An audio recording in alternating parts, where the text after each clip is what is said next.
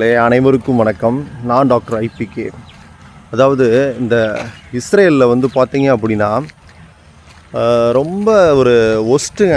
Israel என்னென்னா ஹமாஸை அடிக்கிறோன்னு சொல்லிட்டு அங்கே இருக்கக்கூடிய பொதுமக்களை வந்து சரமாரியாக வந்து தாக்குறாங்க. இது ஒரு மிகப்பெரிய கண்டனத்திற்குரியது அப்படின்னு சொல்லிட்டு உலக நாடுகள் அனைத்தும் வந்து சொல்லிக்கிட்டு இருக்கு.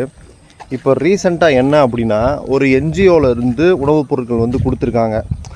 ஸோ நம்ம ஆல்ரெடி நிறையா வீடியோ வந்து போட்டிருக்கோம். ஏன் அப்படின்னா அங்கே மக்கள் வந்து சாப்பாட்டுக்கே ரொம்ப திண்டாடுறாங்க, அவங்களுக்கு சரியான உணவுப் பொருட்கள் கூட கொடுக்கறதில்ல அப்படின்னு சொல்லிட்டு நம்ம நிறையா நியூஸ் வந்து பார்த்தோம்.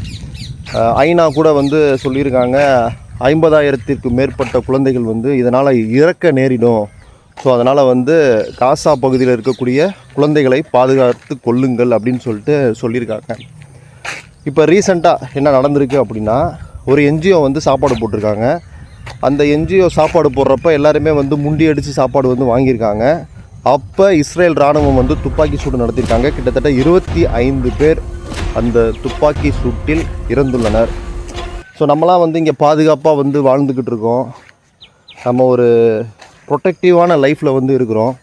ஆனால் அந்த மக்கள் வந்து பார்த்திங்க அப்படின்னா எவ்வளோ கஷ்டப்பட்டுட்டு இருக்காங்கன்னு பாருங்கள். ஸோ அவங்களுக்காகவும் கட்டாயம் நம்ம வந்து ப்ரேயர் பண்ணிக்கணும். ஸோ அவங்களுக்கு இந்த நிலைமை வந்து மாறணும். இஸ்ரேலுக்கு வந்து கொஞ்சமாவது மனிதாபிமானம் வந்து வரணும்.